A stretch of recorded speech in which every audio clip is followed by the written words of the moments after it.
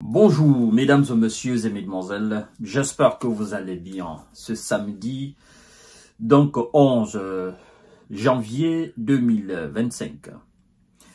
Vous le connaissez, c'est le vieux malade, le vieux qui a des troubles de mémoire et qui ne sait pas exactement ce qu'il dit et ce qu'il fait. Bon, ce vieux, vous savez que en réalité, ce sont des gens maintenant qui dirigent les États-Unis à sa place. Et donc lui, chaque fois, on est obligé de l'injecter des doses, n'est-ce pas, pour le tenir debout. Voilà, donc c'est quelqu'un qui a perdu complètement la tête. Raison pour laquelle d'ailleurs, il a été obligé, n'est-ce pas, d'être écarté pour qu'on laisse la place à sa vice-présidente Kamala Harris. Voilà, donc lui, il vient de faire une déclaration au sujet de M. Vladimir Poutine. Et donc nous allons parler de ça, parce qu'il a voulu qu'on parle de ça. Il fait parler de lui, donc on va parler de ça. Et vous-même, vous allez comprendre tout à l'heure que ce que je dis a un sens. Alors, mais bien avant tout ça, je vous demande encore une fois, si vous n'êtes pas encore abonné, de continuer à vous abonner à ma chaîne YouTube Kanté JV Journal Le Vrai, activer la cloche de notification pour ne plus rater mes émissions. Mais aussi, je vous invite à vous abonner à ma nouvelle page Facebook, pour ceux qui sont sur Facebook ou pour ceux qui sont sur YouTube qui veulent me suivre aussi sur Facebook. Le nom de la page, c'est le géopolitologue. Donc, vous écrivez dans votre barre de recherche, si vous avez un compte Facebook ou vous avez une page, le géopolitologue. Vous verrez ma page, évidemment. Vous cliquez là-dessus, ça ne vous prendra que quelques secondes. Concomitamment, avec, je dirais d'ailleurs, en connivence, n'est-ce pas, en synergie avec les Britanniques qui sont dans une situation calamiteuse, effectivement, cataclysmique, par rapport, effectivement, à l'arrêt du gaz russe. M. Biden et Londres, comme j'ai dit hier, ont décrété d'autres sanctions contre ce qu'ils appellent des navires fantômes russes qui, selon eux, vendent du carburant russe malgré les sanctions imposées sur la Russie. D'accord. Alors, M. Biden dit quoi? Il dit que M. Vladimir Poutine est en mauvaise posture et qu'il ne faut pas lui laisser un temps de répit.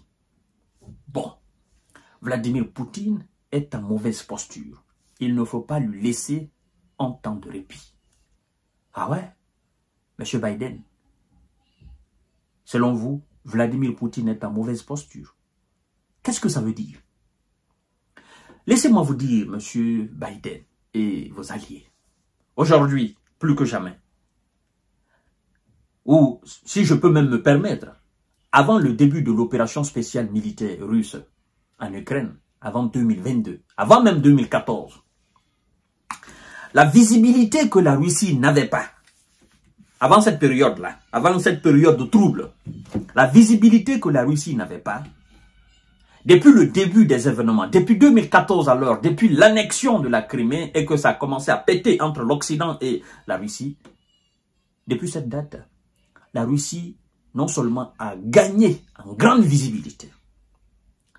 Oui, la Russie est, depuis 2014, elle est sur toutes les lèvres de ce monde-là, premièrement. Deuxièmement, le monde a compris que Poutine est un homme direct. Poutine est un visionnaire. Le monde a compris que Poutine est un véritable chef. Chef non pas dans la bouche, mais un chef concret, un chef réaliste, un pragmatique.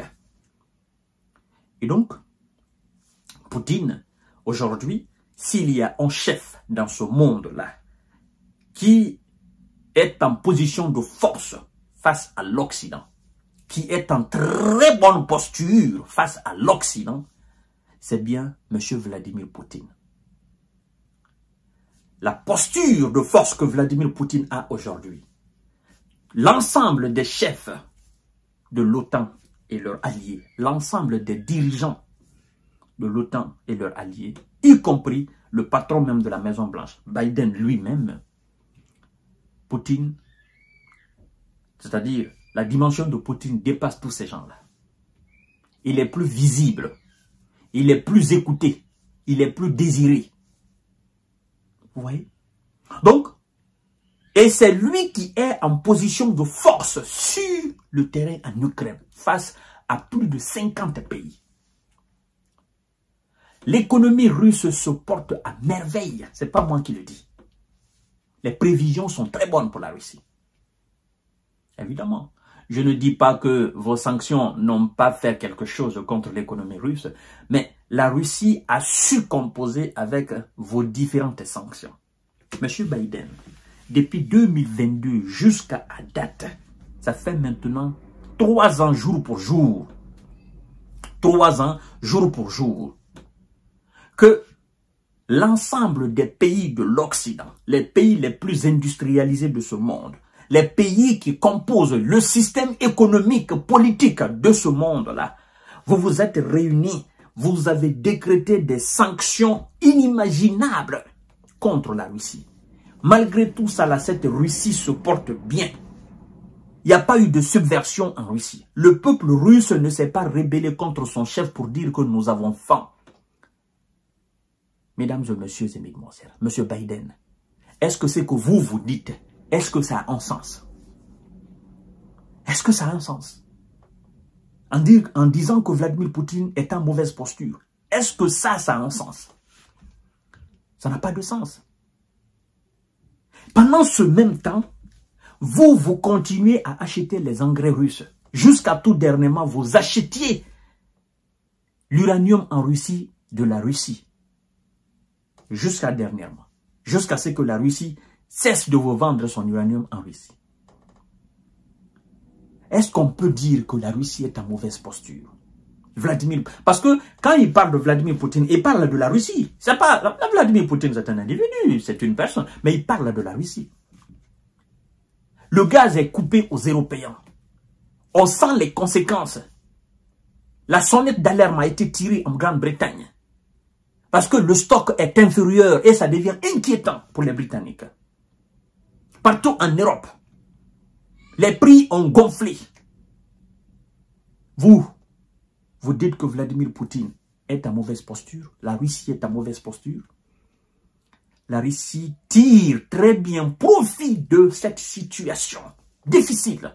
Parce que les produits qui étaient vendus aux pays alliés des États-Unis à moins cher sur le continent européen, ces produits-là dorénavant, les prix ont triplé. Parce qu'il faut passer par d'autres méthodes pour effectivement vendre. Et ces pays sont jusqu'à présent désireux des produits russes en termes de gaz, de pétrole, d'engrais, de l'uranium, voire même d'électricité. Parce qu'il y a beaucoup de pays européens qui sont connectés en termes d'électricité, qui sont connectés au réseau russe. Eux, ils vendent, c'est-à-dire, ils donnent de l'argent à la Russie. Depuis le début de la guerre, jusque-là, le pétrole vendu à l'Occident, le gaz vendu à l'Occident, mesdames et messieurs et mesdemoiselles. Écoutez bien, ça va chercher dans plus d'une centaine de milliards de dollars. Uniquement que le pétrole. Le gaz, on n'en parle même pas. Les engrais, on n'en parle pas. L'uranium enrichi, on n'en parle pas. D'autres météos rares.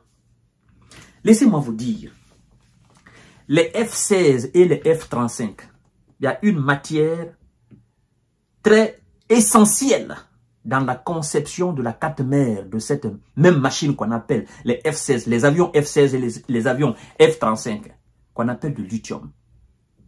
Les Américains achètent cela à la Russie. La demande de cela a doublé, voire même triplé. La Russie exploite, raffine cela et vend cela aux Américains. Alors, si vous ne connaissez pas tout ça, vous pouvez vous affoler en disant « Oh non, Biden a dit que Vladimir Poutine est en mauvaise posture. » C'est faux. C'est du babillage. Ça n'a pas de sens. La Russie devient de plus en plus forte au fur et à mesure que les jours passent dans cette situation conflictuelle. Mais puisque ce monsieur, il a tellement honte, il a tellement été humilié sur le terrain, tous les objectifs qui s'étaient fixés, aucun n'a été atteint, militairement sur le terrain. Certainement, l'objectif, il y a un objectif de M. Biden qui a été atteint. Cet objectif, ce n'est pas contre la Russie. Cet objectif, c'est contre les Européens. D'accord? Le fait d'affaiblir les Européens économiquement, militairement, diplomatiquement, politiquement sur la scène internationale. Parce que les Européens sont obligés d'acheter, n'est-ce pas, les équipements militaires américains pour se défendre. Les armes américaines, les chars, les F-35, tout ce que vous connaissez. Ils les ont obligés d'acheter. L'Europe aujourd'hui à plat. L'Allemagne qui était effectivement la puissance économique mondiale, l'Allemagne est en très grande difficulté. Le chancelier allemand a annoncé d'ailleurs, n'est-ce pas, qu'il va réduire l'aide apportée à l'Ukraine à partir de cette année 2025. Tout cela dans l'intérêt des États-Unis d'Amérique. Donc, cet objectif a été atteint. Mais vis-à-vis de la Russie, aucun objectif de M. Biden n'a été atteint. Politiquement, militairement, diplomatiquement, aucun n'a été atteint. Et il va avec la tête vraiment baissée. Il sort de la petite porte, ce monsieur-là. Malade mental. Il n'a pas pu se présenter aux élections présidentielles contre Trump. Il perd. Et il n'a pas pu effectivement battre M. Vladimir Poutine sur le terrain. Il perd. Il a tout perdu. Et son parti, ils ont tout perdu. C'est la honte. Poutine les a humiliés sur le terrain. Humiliés devant le monde entier. Même en Afrique, en Amérique du Sud, en Asie, ils sont humiliés partout par Vladimir Poutine. Ils ne sont plus écoutés. L'Occident est contesté partout. Par contre, la Russie est écoutée et effectivement, tout le monde aujourd'hui veut collaborer avec la Russie. Mesdames et messieurs, alors, entre Vladimir Poutine et M. Biden, qui est en mauvaise posture? Je vous demande de me dire quelque chose dans les commentaires. Je vous reviens tout à l'heure, mesdames.